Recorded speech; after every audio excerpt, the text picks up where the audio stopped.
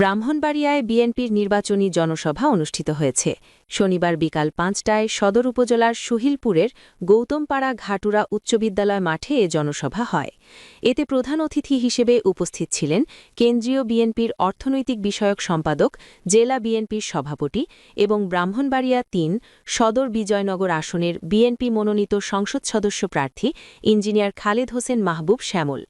সাবেক মেম্বার মোহাম্মদ জসিম উদ্দিনের সভাপতিত্বে এবং জেলা ছাত্রদলের যুগ্ম আহ্বায়ক মোজাম্মেল হোসেনের সঞ্চালনায় সভায় বিশেষ অতিথি হিসেবে বক্তব্য দেন জেলা বিএনপির সহসভাপতি advocate Anisur Rahman Manju, ABM Mominul Haque, Mohammad Jasim Uddin Ripon, senior যুগ্ম সম্পাদক আলী আজম, যুগ্ম সম্পাদক মাইনুল হোসেন চপল, সদর উপজেলার পৌর বিএনপির সাধারণ সম্পাদক মিজানুর রহমান, ক্রীড়া সম্পাদক মইনুল ইসলাম, সদর উপজেলা বিএনপির সাধারণ সম্পাদক ইঞ্জিনিয়ার আলমগীর হোসেন, জেলা যুবদলের সাংগঠনিক সম্পাদক আতিকুল রহমান জালাল, জেলা যুবদলের সহসভাপতি রাশেদ কবির আখন্দ ও তানভীর রুবেল।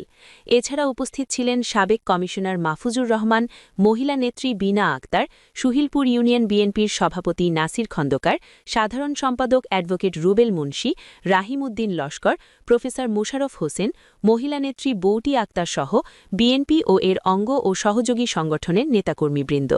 নির্বাচনী জনসভায় উপস্থিত নেতাকর্মীরা বিএনপি প্রার্থীর পক্ষে সমর্থন ও প্রচারণা জোরদারের আহ্বান জানান।